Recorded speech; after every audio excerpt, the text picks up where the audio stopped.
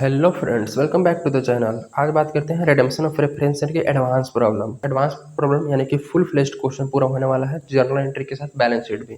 So look at question number 16 जिसमें बोला गया कि साक्षी लिमिटेड इशू करी हुई है 65,000 10% redeemable preference share of ₹20 each, ठीक है।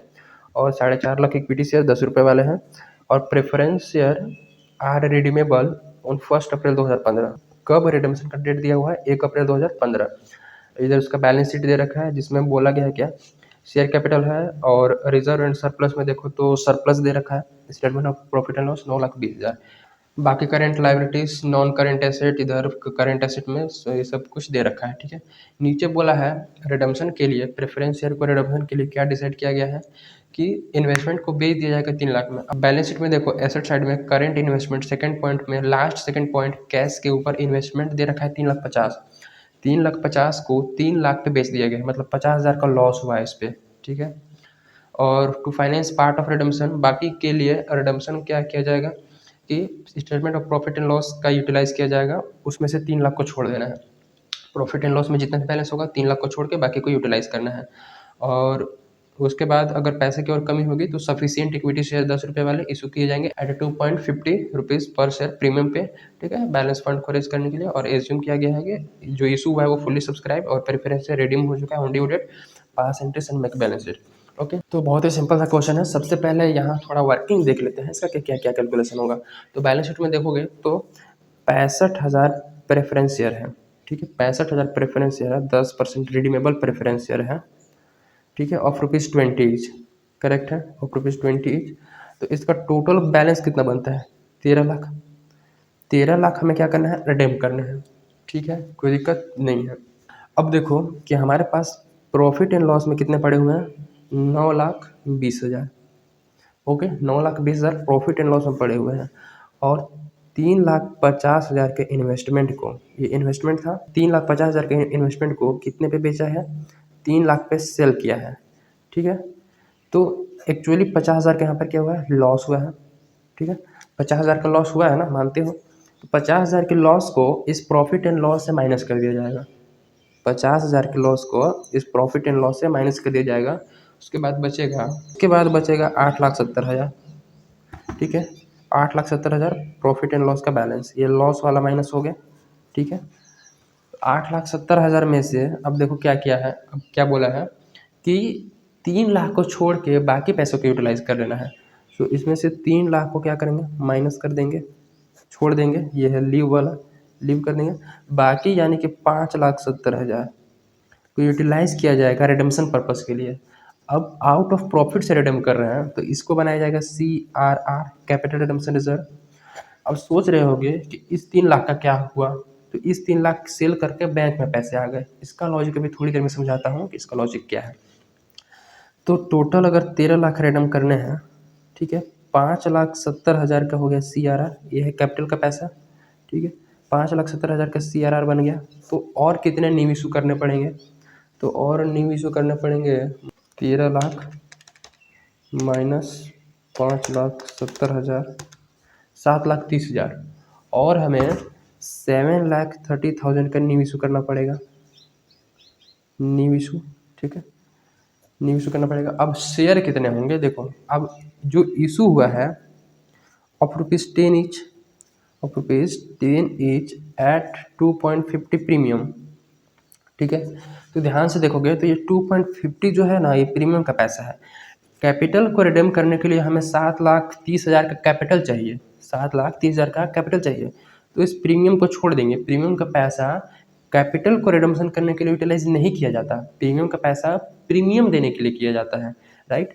तो हमें 10 रुपये से मतलब है, यानी कि अगर 7,30,000 कैपिटल को रिडम्पशन करने के लिए हमें पैसे चाहिए, प्रेफरेंस शेयर का कैपिटल को पेमेंट करने के लिए चाहिए, तो वो कैपिटल का पैसा होना चाहिए, यानी कि 7,30,000 का कैपिटल बनना चाहिए, राइट।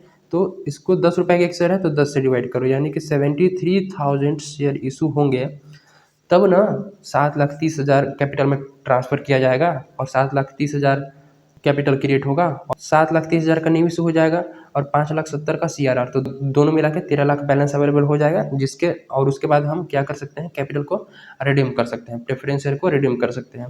प्रीमियम का एक्स्ट्रा पैसा है वो प्रीमियम में पड़ा रहेगा, राइट आएगा तो हमें 73,000। अब ये 3 लाख का लोचा क्या है, तो 3 लाख का अगर समझने में दिक्कत हो रहा है तो यहाँ ध्यान से समझो। ये रहा हमारा बैलेंस शीट, ठीक है, जिसमें प्रॉफिट एंड लॉस में पड़ा हुआ है 9,20,000 रुपये। मानते हो बैलेंस शीट देखो, प्रॉफिट एंड लॉस, ये हमारा पुराना फॉर्मेट से बैलेंस है समझने के लिए कि प्रॉफिट एंड लॉस में 9,20,000। अब इस प्रॉफिट एंड लॉस का बैलेंस बैंक में पड़ा होगा 9,20,000, मानते हो 9,20,000। लेकिन 9,20,000 पड़े पड़े क्या होगा, कुछ नहीं, तो 9,20,000 में से क्या कर दिया गया, 3,50,000 का इन्वेस्टमेंट कर दिया कंपनी ने, 3,50,000 का इन्वेस्टमेंट कर दिया, राइट। तो अब बैंक में बचे कितने हैं, देखो अगर 9,20,000 में से 3,50,000 का इन्वेस्टमेंट कर दिया जाए तो बैंक में बचेंगे 5,70,000, ठीक है। अब ध्यान देखो, प्रॉफिट का पैसा ही जो बैंक में पड़ा था उसमें से 3,50,000 का इन्वेस्टमेंट हो गया, तो बैंक में अब कितना बचा है, 5,70,000। अब बैंक में 5,70,000 ही तो बचे हैं। लेकिन जब इस 3,50,000 इन्वेस्टमेंट को सेल किया गया तो मिले 3 लाख, ठीक है, 3 लाख। तो 3 लाख ऑलरेडी ये पैसे फिर बैंक में आ गए होंगे, 3 लाख सेल करने के बाद आया ना, तो ऑलरेडी बैंक में आ गए होंगे। अब प्रॉफिट एंड लॉस में 9,20,000 दिख रहा है, लेकिन एक्चुअल अब इस प्रॉफिट एंड लॉस का बैंक में कितना पड़ा हुआ है, देखो ध्यान से, 5,70,000 पहले से बचा हुआ था और 3,50,000 को सॉल्व करने पे 3 लाख ही मिला, तो total 5,70,000 plus 3 lakh plus 3 lakh, तो ये 8,70,000 होते हैं। मतलब कि बैंक में अभी 8,70,000 ही बचे हुए हैं नेट निकालोगे, लेकिन यहाँ पर दिख रहा है कितना, 9,20,000। तो जो 50,000 का लॉस हुआ है इसको 50,000 यहाँ से माइनस करो, ठीक है, तो ये भी 8,70,000 पे आ जाएगा। तो अभी क्या हो रहा है, बैलेंस शीट मैच करेगा, 8,70,000 हमारा नेट प्रॉफिट एंड लॉस है और 8,70,000 उस प्रॉफिट एंड लॉस का बैलेंस बैंक में पड़ा हुआ है। तो ये रहा लॉजिक, ठीक है, इस 3 लाख बैंक में आ जाएंगे, ठीक है, और जो प्रॉफिट एंड लॉस यहाँ पड़ा हुआ है उसमें से हम CRR बनाएंगे, राइट, समझ में आ गया। ये बहुत ही ईजी है कि 3 लाख बैंक में आ गया, उस 3 लाख को हमें यहाँ कोई लेना देना नहीं है, उस 3 लाख बैंक में आ गया और उसका बैलेंस जो है ऑलरेडी प्रॉफिट एंड लॉस में इंक्लूडेड है, समझ में आ गया, ठीक है।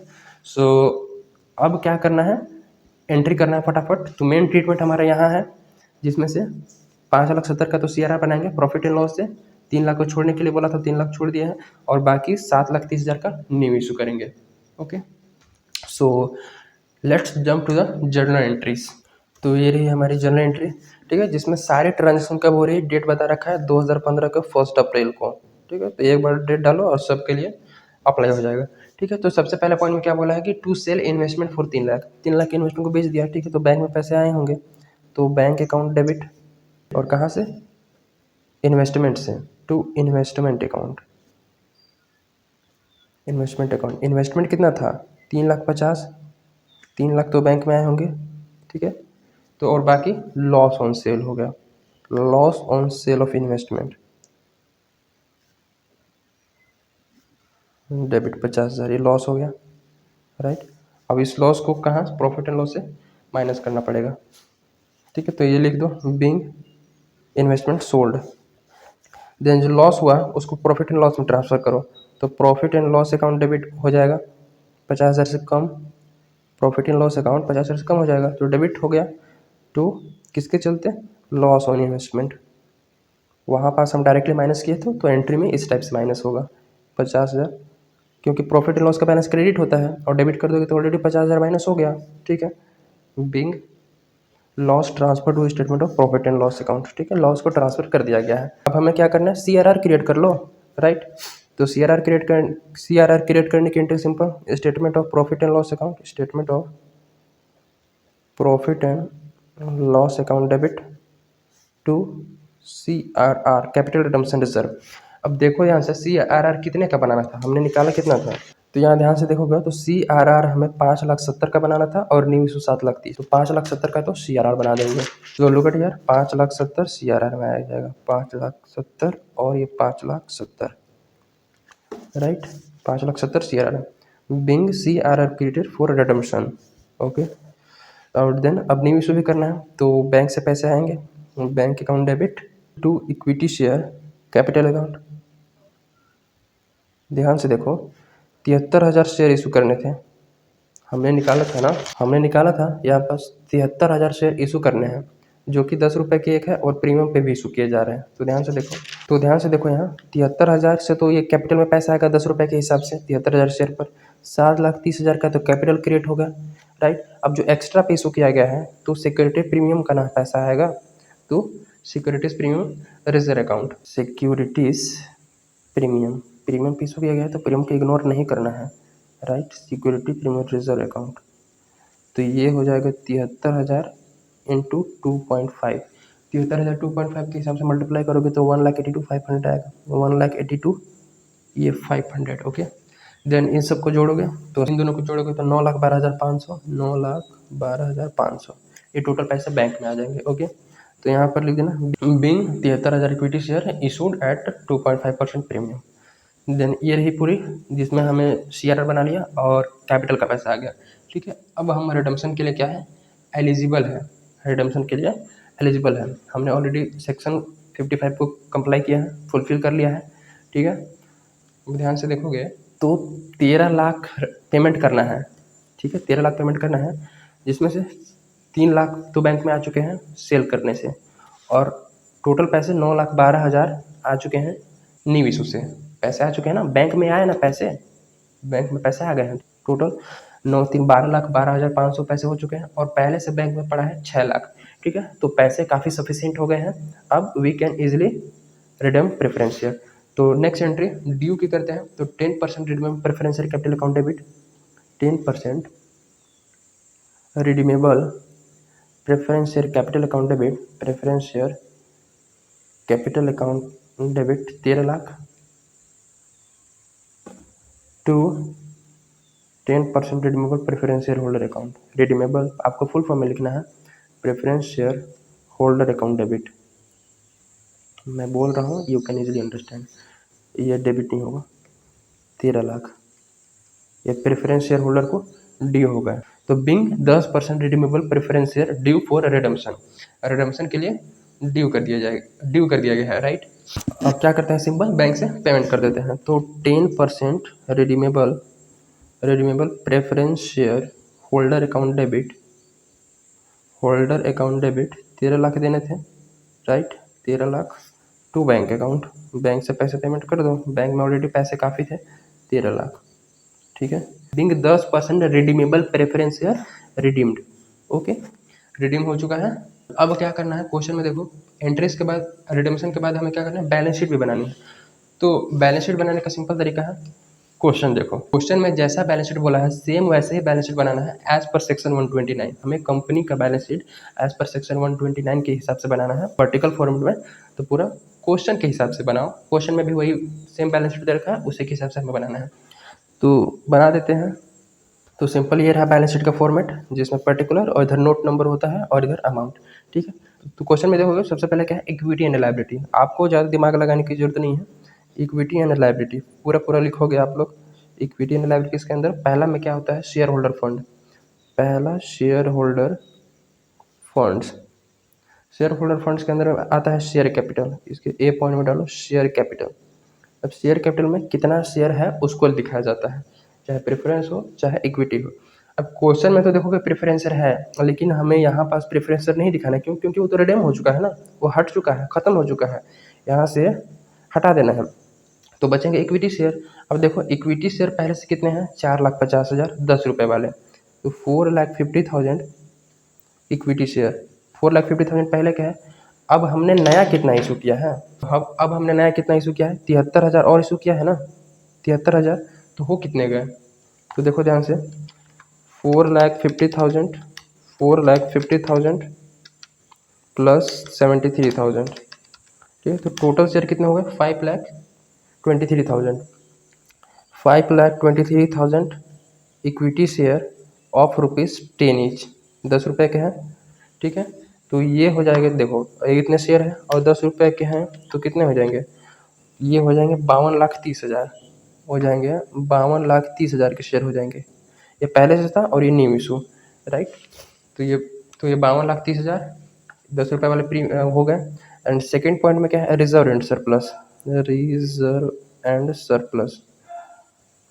देखो प्रॉफिट एंड लॉस में हमें कितना करना था, 3 लाख छोड़ देना था ना, प्रॉफिट एंड लॉस में 3 लाख छोड़ देना था, तो 3 ही लाख बचा प्रॉफिट एंड लॉस में। Statement of profit and loss account पूरा लिखोगे 3 lakh, statement of profit and loss account, ठीक है। और ये सरप्लस का लिखा गया, और जितने भी बाकी रिजर्व, तो रिजर्व में हमने शेयर इशू किया था प्रीमियम पे, तो security premium reserve account, security premium reserve account यहाँ आएगा। सिक्योरिटी प्रीमियम रिजर्व से कितना पैसा आया था, तो उसके लिए आप यहाँ देखो इशू वाली entry, bank account debit equity share capital to security premium reserve. Security premium reserve में 1,82,500, तो सिक्योरिटी प्रीमियम रिजर्व हमें लिखना है 1,82,500। ओके, देन हमने क्रिएट किया था CRR, कैपिटल रिडम्पशन रिजर्व, तो उसको भी यहीं लिखना है, वो भी रिजर्व है, कैपिटल रिडम्पशन रिजर्व। तो कैपिटल रिडम्पशन रिजर्व कितना हमने क्रिएट किया था, इसके लिए भी आप एंट्री देख सकते हैं। CRR हमने क्रिएट किया था 5,70,000, तो 5,70,000 हो गया CRR। Okay, reserve and surplus के बाद क्वेश्चन के हिसाब से आगे चलोगे तो उसमें था करंट लाइबिलिटी, ठीक है। तो सेकंड पॉइंट में डालो करंट लाइबिलिटी। करंट लाइबिलिटीज में क्या था, करंट लाइबिलिटीज में कोई चेंज नहीं हुए हैं। ट्रेड पेबल, करंट लाइबिलिटीज में ट्रेड पेबल, ट्रेड पेबल कितना 11,50,000, तो सेम लिख दो 11,50,000। काफ़ी हाई अमाउंट का ट्रेड पेबल है, कोई दिक्कत नहीं है, जितना है उतना लिख देते हैं, ठीक है। अब कोई आगे क्वेश्चन में नहीं है तो इसको क्या करो, क्लोज करो, ठीक है। क्लोज करके टोटलिंग कर सकते हो। तो एसेट साइड की रिकॉर्डिंग कर लेते हैं। सेकंड में एसेट, एसेट में क्वेश्चन में देखोगे तो पहला में है non current asset, non current asset, उसमें पहला में plant and machinery, plant and machinery, plant and machinery में पूरा क्वेश्चन को कॉपी करना है। 25 लाख, ये है 25 lakh. Then furniture, furniture 9,20,000, furniture 9,20,000। उसके बाद फिर करंट एसेट, दूसरे पॉइंट में क्या है, करंट एसेट। करंट एसेट में क्या बोला है, इन्वेंट्री, इन्वेंट्री का तो कुछ हुआ नहीं है। इन्वेंट्री, इन्वेंट्री टोटल कितना है 15 लाख, राइट। तो 15 लाख हमने, तो 15 लाख हम इन्वेंट्री लिख देंगे।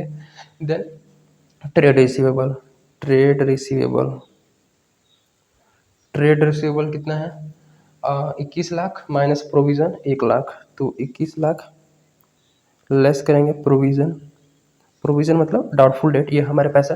ट्रेड रिसीवेबल इतना मिलना है, लेकिन प्रोविज़न क्या है उतना डूब सकता है, तो उसको हम लेस कर देंगे 1 लाख, इतना हमें चांस है कि डूब जाएगा। तो कितना एक्चुअल है 20 लाख। ओके, देन इन्वेस्टमेंट, अब देखो ध्यान से, इन्वेस्टमेंट तो हमने बेच दिया, इन्वेस्टमेंट 3,50,000 की इन्वेस्टमेंट तो बेच दिया, तो इन्वेस्टमेंट आएगा नहीं। देन कैश, अब कैश बैलेंस शीट में दे रहा है 6 लाख, लेकिन 6 लाख नहीं है क्योंकि कैश का ट्रीटमेंट हुआ है। कैश का ट्रीटमेंट यहाँ देखो जरा ध्यान से, नीचे करता हूँ मैं कैश का ट्रीटमेंट।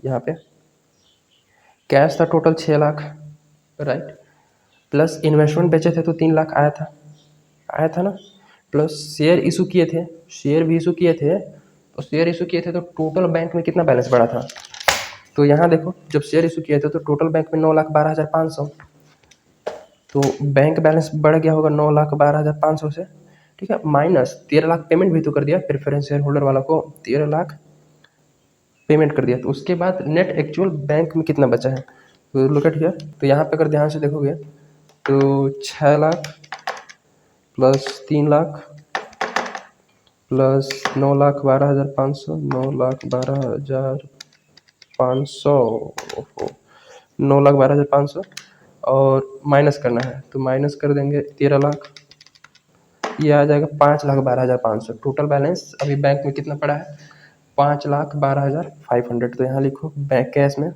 5,12,500, इसको कैश एंड कैश इक्विवेलेंट लिखना है, कैश एंड कैश इक्विवेलेंट, ठीक है। अब करते हैं टोटलिंग, टोटलिंग ध्यान से देखो, टोटलिंग करते हैं एसेट साइड की। 25 lakh plus 9,20,000, 9,20,000 plus 15 lakh plus 20 lakh plus 5,12,500, 5,12,500, ये आ जाता है 74,32,500, कितना 74,32,500, तो यहाँ टोटल में लिखो 74,32,500। अब टोटल करते हैं हम लाइबिलिटी, टोटल करते हैं इक्विटी एंड लाइबिलिटी साइड की, तो 52,30,000, ये है 52,30,000, 52,30,000 प्लस करेंगे 3 lakh, 3 lakh plus 1,82,500, 1,82,500, then 570, 5,70,000 extra हो गया 5,70,000 प्लस 11,50,000, 11,50,000 इक्वल टू 74,32,500। या देखो 74,32,500 एसेट साइड का टोटल और लाइबिलिटी साइड का भी टोटल 74,32,500। ओके, सो इस टाइप से क्वेश्चन सोल्व करनी है जब फुल फ्लेश्ड क्वेश्चन आएगी। जर्नल एंट्री के साथ बैलेंस शीट भी बनानी है। बैलेंस शीट बनाने का सिंपल सा तरीका, क्वेश्चन में जो बैलेंस शीट दिया रहेगा उसी के हिसाब से, और बाकी जो एडजस्टमेंट हुई है, जैसे कि रिडम्पशन हो गया तो प्रेफरेंस शेयर नहीं आएगा, सीआरआर बनाए हो या प्रीमियम पे इशू किए हो तो वो सारी चीज़ आ जाएंगी, और शेयर जितना इशू किए हो वो वाला शेयर ऐड करके पूरा इक्विटी शेयर लिख देना है। एंड देन लास्ट में ट्रीटमेंट होगी कैश की, बाकी full detail same to same रहेगी। सो मिलते हैं in the next video, till then keep learning, thank you.